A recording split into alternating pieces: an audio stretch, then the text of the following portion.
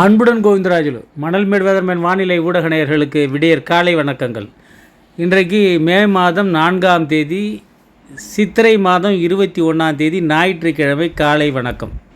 அதிகாரப்பூர்வ வானிலை அறிக்கைக்கு இந்திய வானிலை அறிக்கையை பார்க்கவும். ரைட்டுங்களா? இன்றைக்கி அக்னி நட்சத்திரம் ஆரம்பம். அக்னி நட்சத்திரம் அதாவது இப்போ எங்கே பார்த்தாலும் இந்தியா முழுக்க வெப்ப அலை வீசுன்னு சொல்லிட்டு ஒரு வீடியோ ஒன்று போய்கிட்டுருக்கு. அது தமிழ்நாட்டை கட்டுப்படுத்தாது. ஏன்னு கேட்டிங்கன்னா, இன்றைக்கி இல்லாட்டினா கூட 5, 6, 7, 8 காற்றின், அதாவது மேலெடுக்கல காற்று கீழெடுக்கல காற்று, அந்த கதைலாம் வேண்டாம். மழை பெய்ய போகுது தமிழ்நாட்டில். சென்னை வரைக்கும் எட்டி மழை பெய்ய போகுது. வடகடலோரங்கள்லையும் சேர்த்து மழை பெய்ய போகுது. எப்பொழுதுமே நான் சொல்லுவேன்ல, டெல்டா கரையோரங்களில் ஒரு 60 கிலோமீட்டர் விற்று பெய்யாதுன்னு சொல்லிட்டு, அதெல்லாம் இல்லாமல் பெய்ய போகுது. அதனால் அக்னி குளிர போகுது. அணைய போகும் அக்னி நட்சத்திரம் அப்படின்னு சொல்லிட்டு நான் அதுக்காக தான் டைட்டிலே கொடுத்துருக்கேன். அக்னி நட்சத்திரம் அணைய போகுது. அதாவது அக்னி நட்சத்திரத்தில் எப்படி இருக்கும், ஆனால் அக்னி நட்சத்திர வெயில் கடுமையாக தான் இருக்கும், அதில் சந்தேகமே இல்லை. ஆனால் இரவில் ஒரு குளிரான ஒரு சீதோஷ்ண நிலை இருக்கும். ஏன்னா மத்தியானத்துக்கு மேலே மழை வந்துடும். மத்தியானம் வந்தாலே மழை அப்படிங்கிற மாதிரி இருக்கும். ஒரு 4 நாளைக்கு என்ன இது மழை காலம் மாதிரி இருக்குது, இது சித்திரை மாதமா ஐப்பசி மாதமானு கேட்குற மாதிரி இருக்கும். ஐப்பசி மாதம் தொடர் மழை, இப்போ தொடர் மழை பெய்யாது, அவ்வளோதான். அது மாதிரி அதுவும் இல்லாமல் மே மாதம் ஒரு 12ஆம் தேதிக்கு வாக்கில் வங்கக்கடலுக்கு தென்சீன கடல்லேருந்து ஒரு நிகழ்வு வருது. அது சக்திங்கிற புயலாக நிச்சயிக்கப்பட்டது. ஏன்னா லிஸ்டடு பேர் அது சக்திங்கிற புயல். அந்த சக்திங்கிற புயல் நமக்கு ஒருமான வர்றதுக்கு வாய்ப்பு இல்லை, வராதுன்னு சொல்லிடலாம். மியான்மர், மேற்கு வங்கம், ஒடிசா, அதிகபட்சம் ஒடிசா வரைக்கும் வர்றதுக்கு வாய்ப்பு இருக்குது. அது என்ன பண்ணுன்னு கேட்டிங்கன்னா, தென்மேற்கு பருவமழையை தொடக்கிறதுக்கான ஒரு ஆரம்பமாக இருக்கலாம். அதனால் எப்போதுமே ஜூன் 1 முதல் தேதி தென்மேற்கு பருவமழை தொடங்கும். இந்த வாட்டி மே கடைசி வாரமே தொடங்கிறதுக்கான வாய்ப்புகள் அதிகமாக இருக்குது.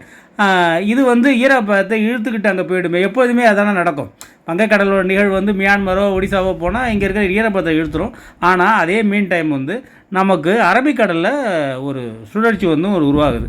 அதனால் அப்படியே கிராஜுவலாக மழை இருந்துக்கிட்டே இருக்கும். இல்லை 5, 6, 7, 8 5, 6, 7, 8னா ரொம்ப நாள் இல்லை, நாளைக்கு இன்றைக்கே கூட மழை ஆரம்பிச்சிடலாம். நேற்றுலாம் கூட தென் மாவட்டங்களில் நல்ல மழை.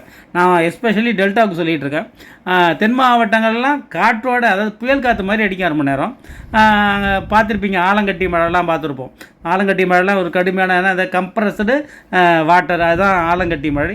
அதெல்லாம் தென் மாவட்டங்களில். கடலோர மாவட்டங்களில் அதுக்கெல்லாம் வாய்ப்பு மிகவும் குறைவு. அதனால் இடி மின்னல் கடுமையாக இருக்கும். காற்றினுடைய வேகம் மத்திய மாவட்டங்களில் புயல் காற்று மாதிரி அடிக்கும். சில இடத்துல இங்கே பேஞ்சிருக்குங்க 3 கிலோமீட்டர் 2 கிலோமீட்டர் மழை பேஞ்சிருக்காது. இங்கே கேட்டிங்கன்னா 4 சென்டிமீட்டர் மழை பேஞ்சிருக்கும், 3 கிலோமீட்டர் மழை பேஞ்சிருக்காது. இப்படி தான் பேஞ்சிட்ருக்கோம். ஆனால் 5, 6, 7, 8 பரவலாகவே இந்த மழை பெய்யும் அப்படின்னு சொல்லிட்டு எதிர்பார்க்கப்படுது.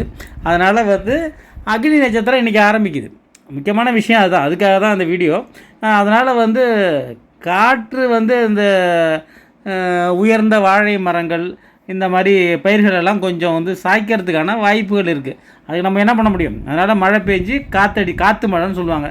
சூறை காற்றுடன் கனமழை 4 நாளையிலேருந்து நம்ம டிவியில் பார்க்கலாம். அங்கே மழை பெஞ்சுது, வாழை சாஞ்சிச்சு அப்படிங்கிற ஒரு இது வரும். அது எப்போதுமே நடக்கிறதா. இப்போ மீடியா அது பிரபகண்டா பண்ணி ரொம்ப இதாக நடக்குது, வேறு ஒன்றும் இல்லை. அது குறிப்பிட்ட இடத்துல நடக்கும். இது கொஞ்சம் பரவலாக இருக்கிறதுக்கு வாய்ப்பு இருக்கிற மாதிரி தெரியுது, அவ்வளோதான் விஷயம். ஆனால் அக்னி நட்சத்திரம் அணைய போகும் அக்னி, அவ்வளோதான். அதாவது நாளையிலேருந்து கடுமையான மழை தான். கொஞ்சம் 5 சென்டிமீட்டர் வரைக்கும் மழை பெய்யும். ஒதுக்கியிருந்தாலும் மறுநாள் பெஞ்சிடும். அந்த மாதிரி மழை பெய்ய போகுது அப்படிங்கிறத மட்டும் செஞ்சிங்கன்னா, நாளைக்கு தண்ணி வைக்கிறவங்க போகிறவங்க அதெல்லாம் கொஞ்சம் நிதானம் பண்ணி வச்சுக்கலாம். இப்போ இன்றைக்கிலேருந்து நான் நாளைக்கு தண்ணி வைக்கணும், வைக்க வேண்டாம். இன்னும் 4 நாளில் நிச்சயமாக மழை இருக்குது அப்படிங்கிற ஒரு நம்பிக்கையோடு இருக்கலாம். நிச்சயமான மழை இது வாய்ப்பு அப்படின்னு சொன்னால், வாய்ப்புன்னா பெய்யும் பெய்யாமல் இருக்கும்னு கிடையாது. இது நிச்சயமான மழை.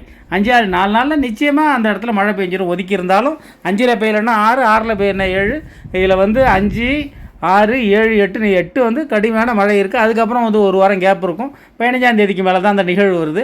14ஆம் தேதி 15ஆம் தேதியிலேருந்து திருப்பி மழை ஆரம்பிச்சிடும். அதனால் ஒரு வாரம் கேப் இருக்கும். அதுக்கப்புறம் அதாவது 9ஆம் தேதிக்கு மேலே இதில் வட மாவட்டங்கள்லையும் பெய்யுது. சென்னை வரைக்கும் பெய்ய போகுது. ஆந்திராவெலாம் மழை இருக்கிறதுக்கு வாய்ப்பு இல்லை. திருப்பதி போகிறவங்க அந்த மாதிரி இந்த லீவில் போகிறவங்க அவங்கெல்லாம் கொஞ்சம் இருக்கும். திருப்பதி மலை மேலே கொஞ்சம் இதாக இருக்கலாம், ஒரு கடுமையாக தான் இருக்குதுன்னு சொல்கிறாங்க வெப்பம். அதனால் வந்து மழைங்கிறது இருக்குது, அதில் வந்து எந்த விதமான சந்தேகம் கிடையாது.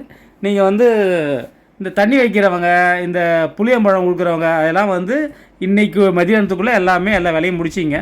அதுக்கப்புறம் வந்து தொடர்ந்து சாயங்காலம் வந்தாலே மழை, இன்னும் 4 நாளைக்கு அதை மட்டும் நிலையில் வச்சிங்க.